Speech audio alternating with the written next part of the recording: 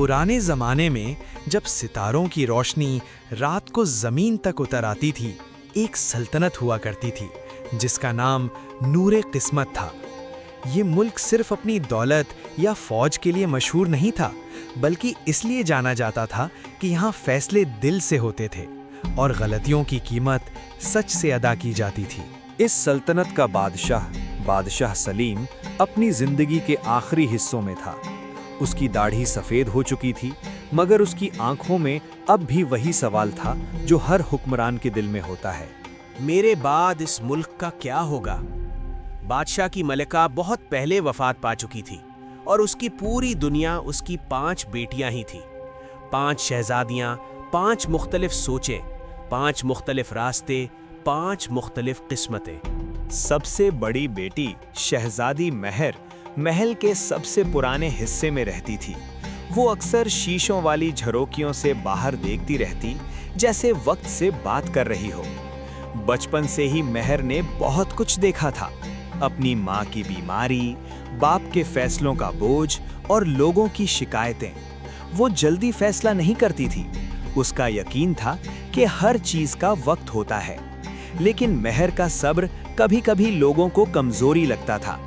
दरबार के वजीर अक्सर कहते, बड़ी शहजादी बहुत सोचती है, हुक्मरान को फैसला जल्दी करना होता है। महर ये बातें सुनती थी, मगर जवाब नहीं देती थी। दूसरी बेटी शहजादी इल्मा इल्म की रोशनी थी। उसके कमरे की दीवारें किताबों से भरी होती थीं। हर मुल्क, हर कानून, हर जंग, सब उसकी याददाश्त में महफूज था। इल्मा को यकीन था कि अक्ल से बड़ा कोई बादशाह नहीं होता, लेकिन उसका इल्म धीरे धीरे गुरूर में बदलने लगा। वो अक्सर अपनी बहनों की बात काट देती और कहती, तुम जज्बात से सोच रही हो, मैं हकीकत से। उसे लगता था कि सल्तनत सिर्फ उसी के जहन में महफूज है। तीसरी बेटी शहजादी रहमा महल से ज्यादा शहर की गलियों में मिलती थी। उसने गरीबी देखी थी, भूख देखी थी और आंसुओं की जुबान समझी थी। वो जब किसी गरीब को देखती तो अपनी आंखों में उसका दर्द महसूस करती। उसकी सबसे बड़ी कमजोरी भी वही थी, हद से ज्यादा रहमत।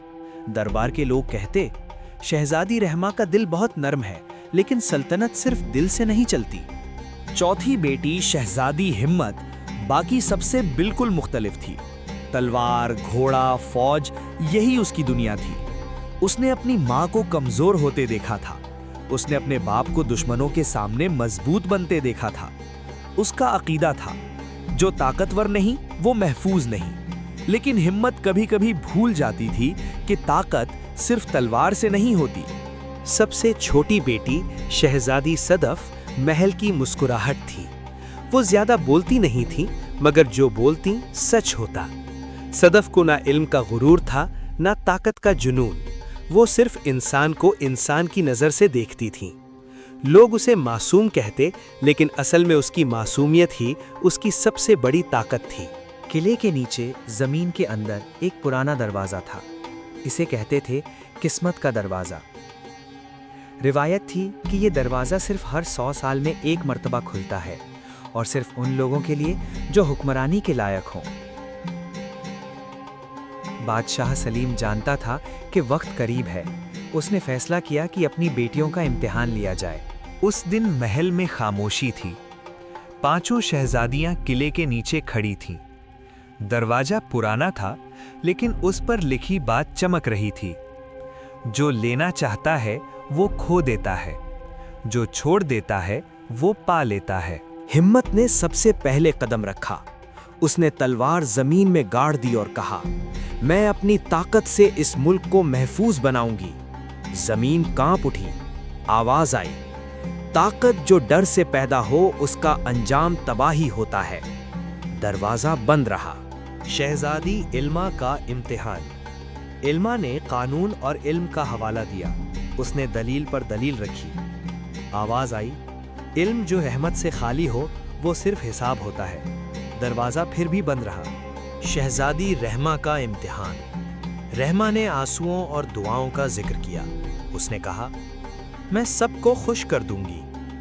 आवाज ने कहा, रहमत अगर इंसाफ के बगैर हो तो जुल्म बन जाती है। शहजादी महर का इम्तिहान। مہر نے کہا، میں انتظار کر سکتی ہوں۔ دروازہ بولا، صبر اگر فیصلے سے بھاگ جائے تو قید ہوتا ہے۔ آخر میں صدف آئی۔ اس نے صرف اتنا کہا، میں حکمرانی نہیں چاہتی۔ اگر میری وجہ سے کسی کا حق چھنے تو یہ طاقت مجھے منظور نہیں۔ دروازہ کھل گیا۔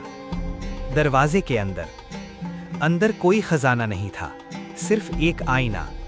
آئینہ بولا، اصل بادشاہ وہ ہوتا ہے جو اپنی خواہش قربان کرے۔ بادشاہ سلیم نے سلطنت بانٹ دی۔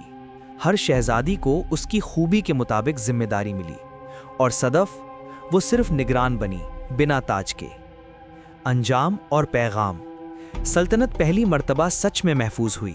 لوگوں نے سیکھا کہ حکمرانی لینا نہیں، ذمہ داری اٹھانا ہوتی ہے۔ قسمت کا دروازہ باہر نہیں، اندر ہوتا ہے۔